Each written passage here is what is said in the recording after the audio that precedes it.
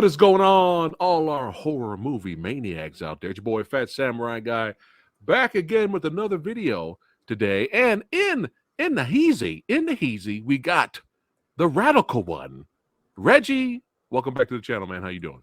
I'm doing great, man. I'm very excited to talk about today's movie. This is definitely, I'm calling it here, my favorite horror movie of all time. Woo! Which is perfect for this new series that Samurai Guy's starting called Our Favorite Movies. Yes. So I did not know that, Reggie. I knew you enjoyed the film, but I didn't know this was this might be your favorite of all time, or it is. It is. It 100% Okay. is. I remember seeing this for the first time, and it really tripped me out because it was so eerie, and the way they made the scenes work. I mean, I guess we're gonna go through the whole movie, but certain spoiler scenes, talk. Spoiler talk. definitely, it's like 30 years. It's been out since 1987. It's okay. Mm-hmm. But just certain scenes just really tripped me out when I saw it when I was young. You know, like the homeless people acting weird. You know, it just has this I don't know how to say it. Like the feeling of this movie is a trip. And one thing I like about this movie a lot is that the characters are actually all cool. Like the characters are very likable in this movie. They're all, at least the ones that get screen time to talk a lot. You know what I mean? But there's just so much about this movie, and we're gonna get into this, man. We're gonna go into this. Oh yeah, for sure, because this is John Carpenter's. That's right, one of the masters of horror in his prime. That's right, and we're here to talk about Prince of Darkness. Now, a while back on the channel, we did like another little mini video called. And underneath our Is It Underrated series, and we had Prince of Darkness there because we were rooting for it, and we had other guests. So check that video out as well. But Reggie's here, so we get to hear what Reggie has to say. Yeah. But yeah, we're gonna get into it. And this movie, man, dude, there's scenes and images in this film that stay with you. Yeah, exactly. They stay with you, man. And most of you guys watching this will know. You guys, if you see this movie, you know what we're talking about. There's that one scene that I never got out of my head, man. And I was like, dude, this scene's like, ugh. Yeah, we're gonna get to that, but let's go back in time to 1987. Yes, that's right. This is written and directed by John Carpenter, starring the always amazing Donald Pleasance. I shot him 6 times. You know, gotta love that guy. I wish every movie had a Donald Pleasance in it. That'd be nice. That'd be nice. Yeah, I mean, this is perfect. Jameson Parker, Lisa Blunt, and for you Big Trouble in Little China fans, we have Victor Wong and Dennis Dunn. Dennis Dunn, yep. in this film as well as comic relief. Oh my god, he's so funny in this movie. Yeah. Man. Oh my god. Oh, and he's a little bit of a prick too, but he's a lovable prick. But yeah, he is funny. And you got a Peter Jason in here, old crafty veteran, and of course, you know, it's not going to be it can't be an '80s horror movie without Alice Cooper being somewhere. So you got to have Alice Cooper there. He has a little role playing one of the homeless that have succumbed to the eval of the dark entity that could you know, it could be Satan. We don't know. We don't know. You know, it's funny talking about it. A lot of people to this day think the movie is about the devil, but it's actually, I mean, I guess spoilers. Of course, spoilers. Go ahead. It's about an anti-god, excuse me. You know, it's pretty tripped out. We'll get into it more into that part later, But here's a brief plot synopsis for those of you who have not seen the film. So the movie basically is about a group of graduate students and scientists uncover an ancient canister in an abandoned church. But when they open the canister, they inadvertently unleash a strange liquid and an evil force on all humanity. And that strange liquid is the ooze that changed the Ninja Turtles. No, I'm just kidding. I'm just kidding. Yeah, that's the meat of meat of it. But there's a lot more. This film's very layered, and we have very layered characters as well. Right. But I think what you were the words you were searching for early, and how you feel like while watching the movie, there was this feeling you got, right?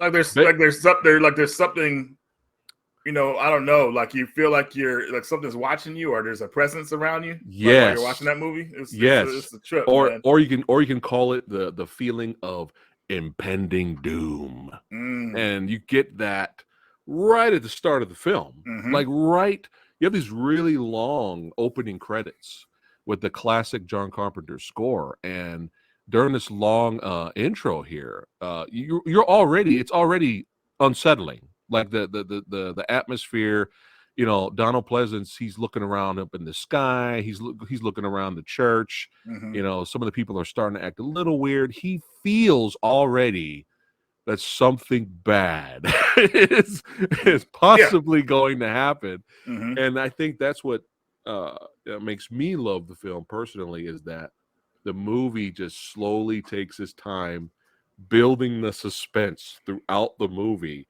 Right. until all hell breaks loose Right. in the third act. But Yep. yeah, just fantastic stuff for sure. It really is, man. And the scene I remember with him the most is when he goes to the church and the homeless lady comes up to him and she like kisses his hand. Or I think she actually licks it. So I can't remember, but he's like, ugh. He's like, what the heck? And she has like a can of like worms and bugs or something like that. I think that's what it was. But it was like his face expression when that happened, like it's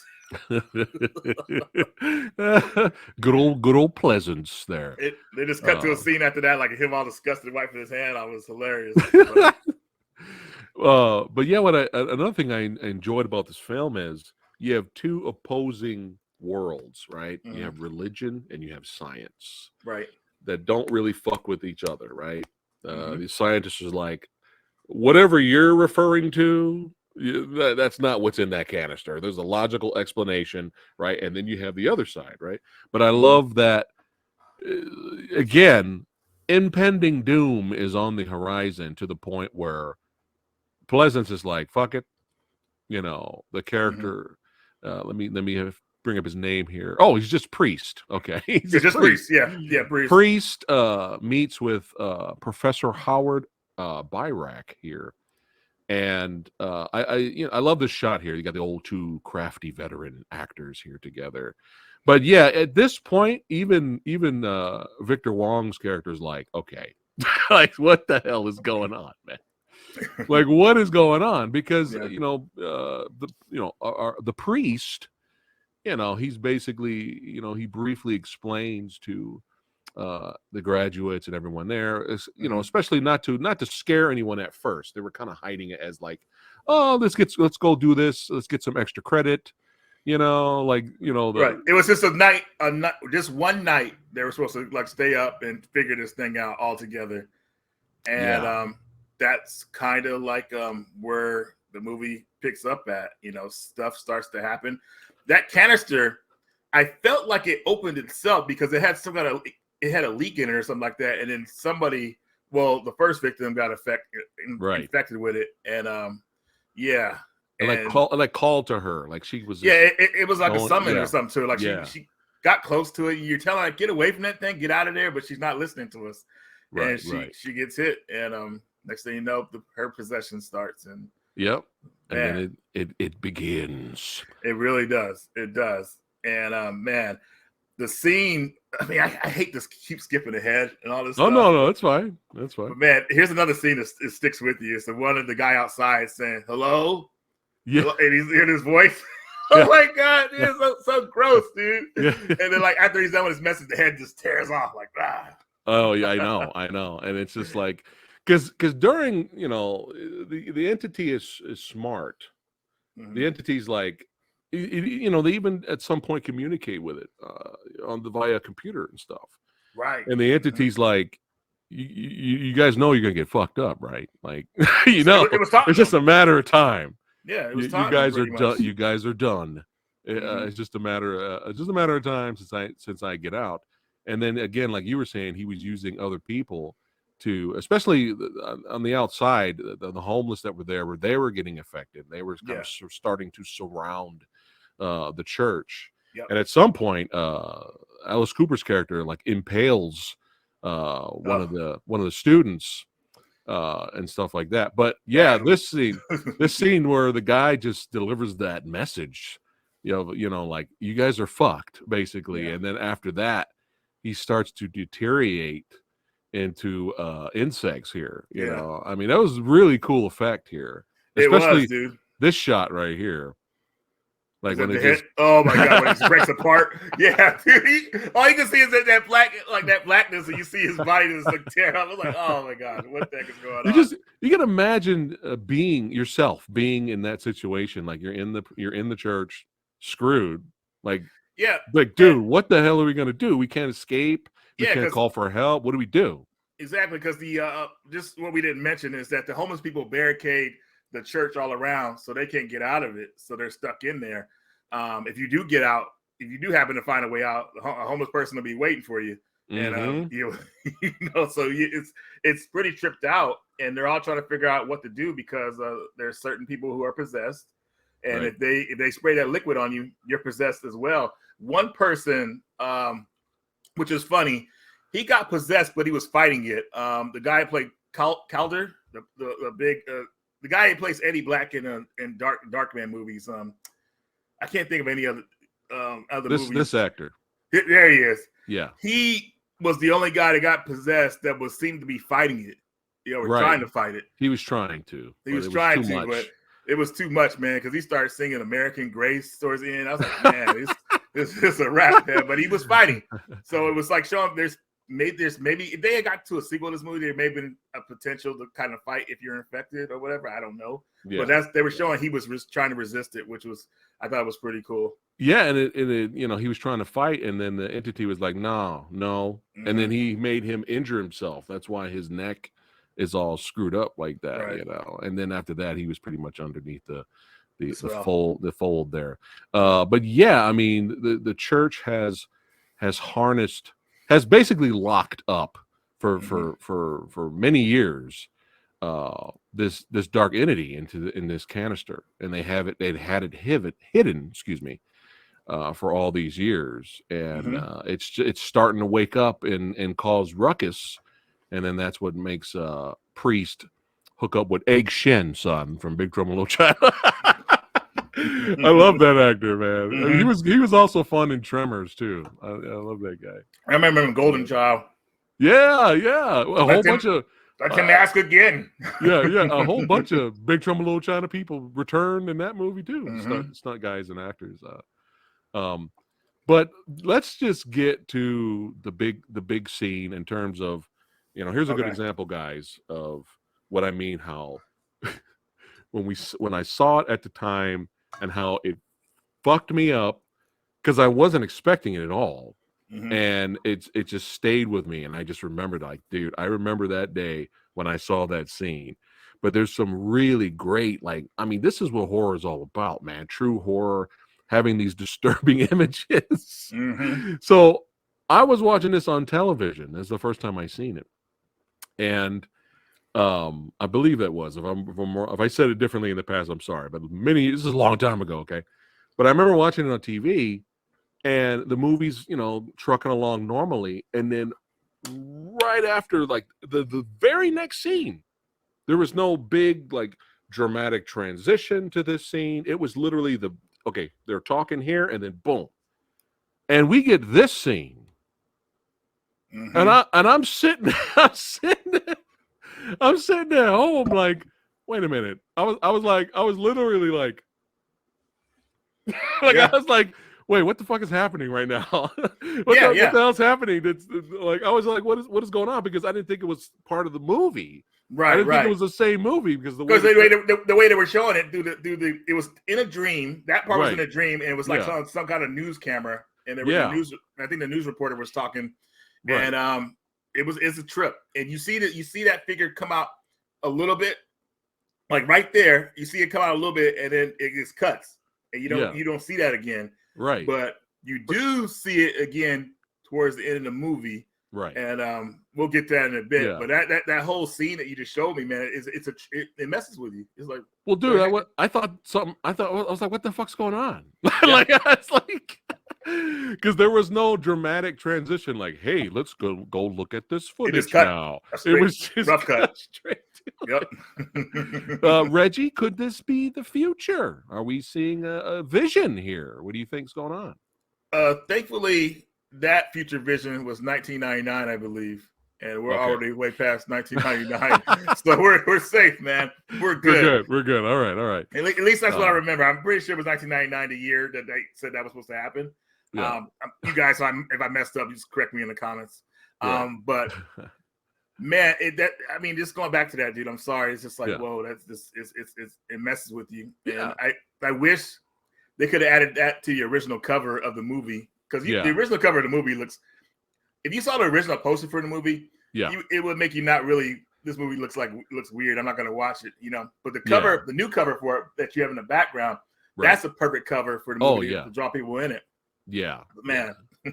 Yeah, it's which is weird because I mean I think it was the Scream Factory artwork release for the Blu-ray. I'm not sure. I think it was, but if I'm wrong, you guys will let me know in the comments. But it's weird because when it got re-released again on 4K, and I enjoy, I love this movie so much, I had to buy it again on 4K. I got the Blu-ray Steelbook, and then I had to get it again on 4K.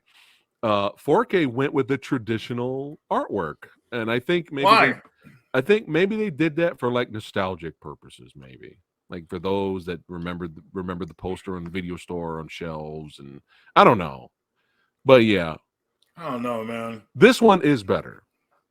Yeah, Definitely. I don't hate the OG because it takes me back to a long time ago. It was Alice Cooper's but on the this is cover. better. This is better. But yeah, let's get back to it. So yeah, they're discussing. They're like, okay, what the fuck's going on? What is happening here? We have to stop this. But yeah, going back to slowly, the dark entity is leaked out. That's messed up. That scene. Yeah, oh my god, that's fucked up. So, okay, so just to let everybody know, during this one night, people got arrested or whatever like that. So they go to this room, they the cots out, you fall asleep, and that lady right there was asleep, and she wake up, that girl clawing on top of her, spitting that liquid on her. That's a wrap. You know what I mean? It's so messed up. Yeah. And it's now, so messed up. It's like, oh gosh, sorry. Yeah. This is like, whoa. And now, I don't know. It's kind of hot. You know what I'm saying? No, I'm kidding. I'm kidding. I'm kidding. But yeah, it's like now the dark entities got minions. Yeah. And you don't realize it because they don't talk.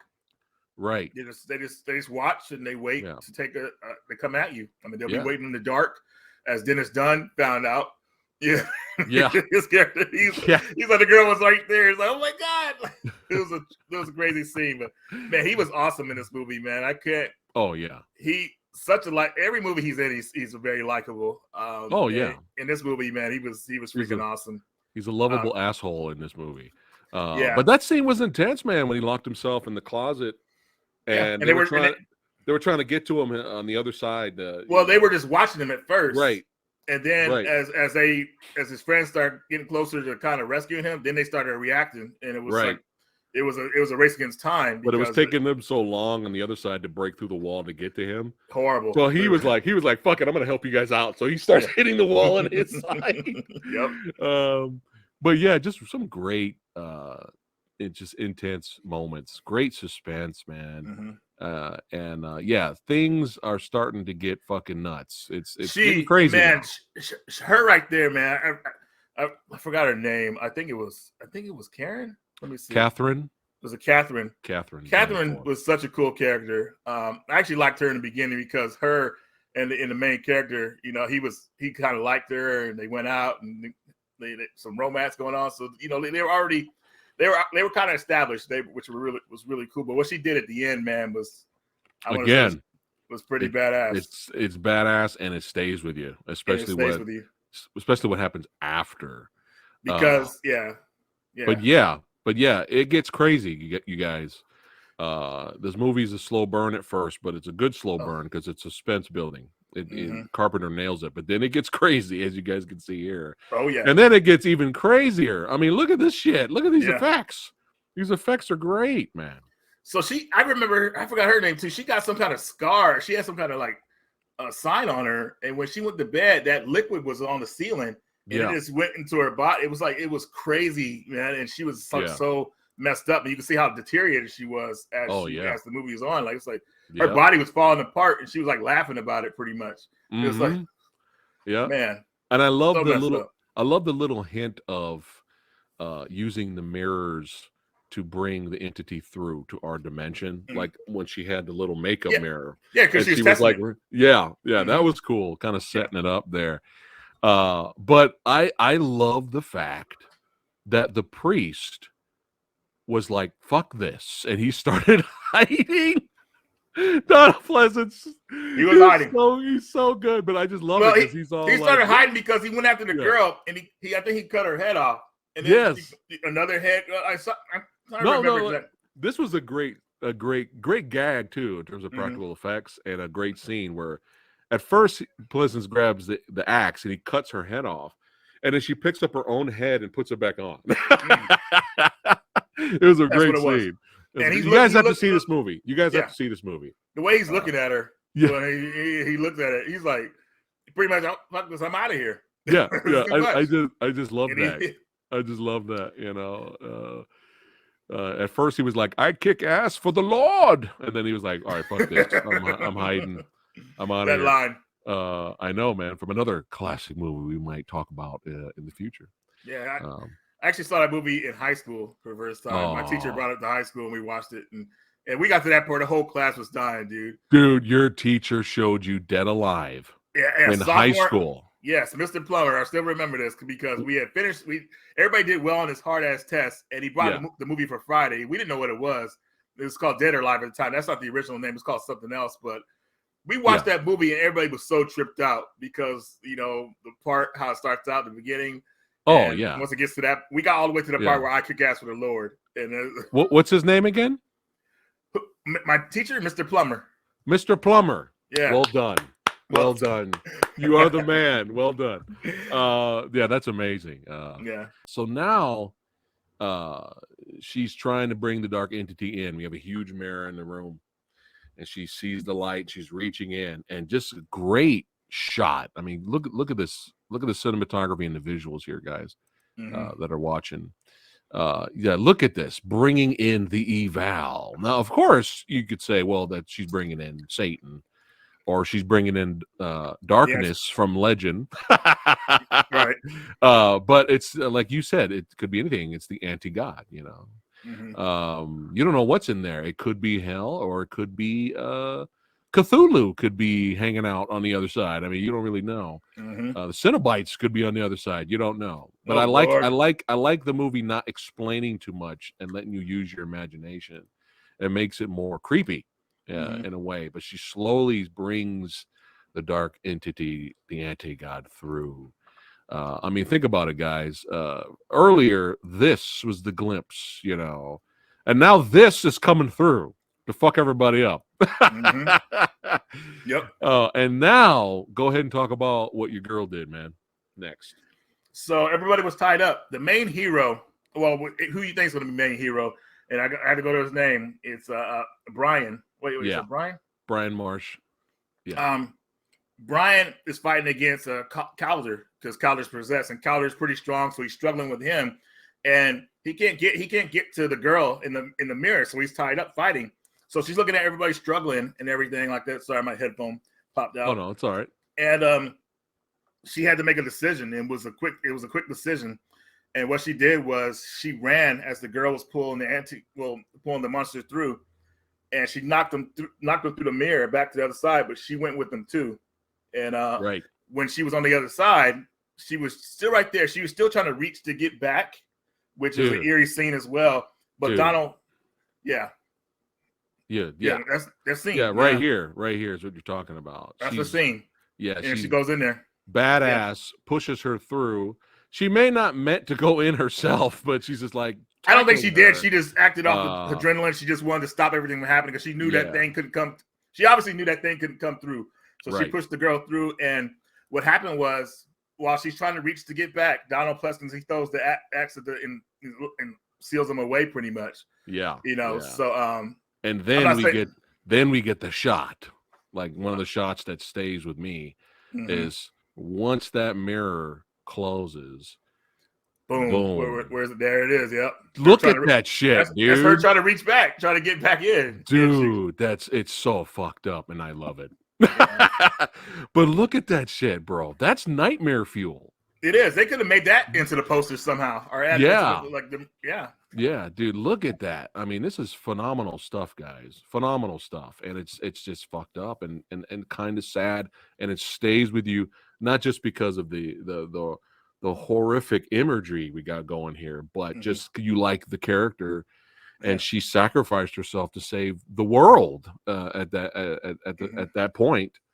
Man, just really great stuff, dude. I guarantee you, Reggie, if they remake this movie today, the female lead will live. I guarantee you, he will live. It'll be a happy ending. There'll be a happy ending. She'll get married to the guy. They'll have kids. And be like, yeah. If the character is actually anything like her character was, I mean, she'll be likable. I mean, people will be rooting for her to live. They want that, of course, because the thing about John Carpenter movies, folks, I'm sure you guys realize this, but man, they have some sad endings sometimes, and sometimes they just end.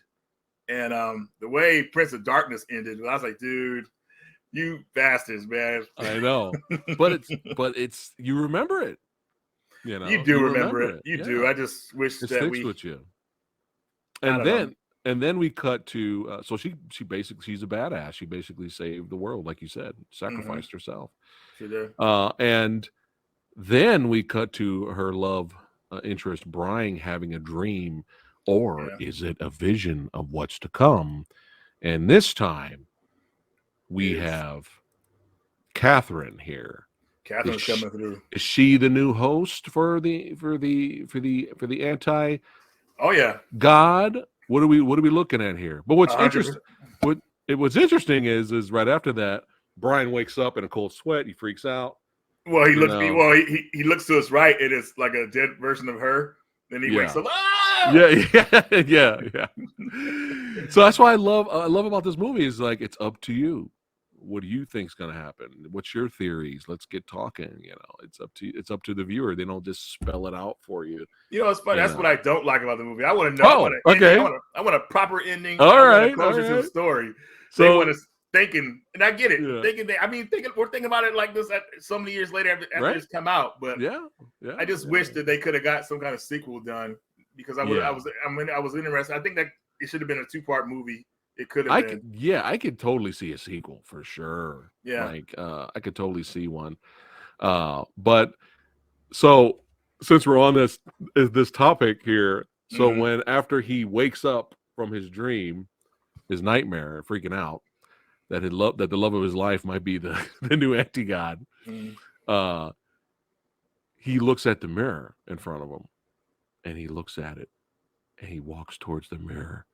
And he slowly reaches out towards the mirror, and then the screen cuts to black, and it goes to credits. I was like, yes! And were you like, no? Dude, I hate those type of endings, man. It's like, oh my God. But like but the positive effect they have is they stick with you. Right. You know, and I think that's what John Carpenter was going for. Yeah. Golly, dude, that movie. You just don't know what's gonna happen. You know, what's funny is in the trailer for this movie, they show him reach towards the mirror, and the words come after him. Right. That's what I was gonna say. So folks, he's reaching out just like he is at the end of the movie, and all of a sudden the words "Prince of Darkness" come crashing back at him. You hear him scream. It's so hilarious how it looks. It's just great. Yeah. Those classic old school 80 trailers, man. You gotta love them. Definitely. You know, I don't know what it is, but the older the trailers are, they show the whole fucking movie in the trailer back then, man. I'm like, you're showing everything, which is that also amuses me as well. But yeah, this is phenomenal, man. Phenomenal. And again, I ended up liking it more the more I watched it. The first time I watched it on TV, and I was freaked out. I was like, what the hell? You know, it was unsettling, but in a good way, man. That's what we're talking about. Real horror, man. You know, and but like I liked it, but then Right. it wasn't a couple of years later went by. I revisited again on DVD, and I ended up loving it. And then Blu-ray, love it even more. And in 4K, it's one of our favorite movies, which is the theme of today's show. So Yeah, yes, definitely. yes. And another thing about the TVs on when you watch it on TV, they actually have extra scenes in the TV version. So Oh, it's like really? our alternate scenes. Oh, shit. Yeah, yeah. I remember Okay. reading or watching some of them, and they were actually pretty cool. Just more character development in the beginning. Yeah. I So wonder if they have that separately on the Blu-ray or the Blu-ray disc. I wonder I if think it's like I think they special do. features. I think it is actually in there because I have the Okay. Blu-ray. So Okay. yeah. Nice. Well, this was awesome. That's right. We're going to be doing a lot more of these. That's right. A Yes. brand new series. Let us know in the comments below, you guys. Thanks again for watching. But let us know in the comments below what you guys think of Prince of Darkness. Underrated, deserves more love, or it's finally getting the love that it deserves. Let us know in the comments below. Don't forget to like, share, and subscribe to the Old Samurai Guy. And hold on.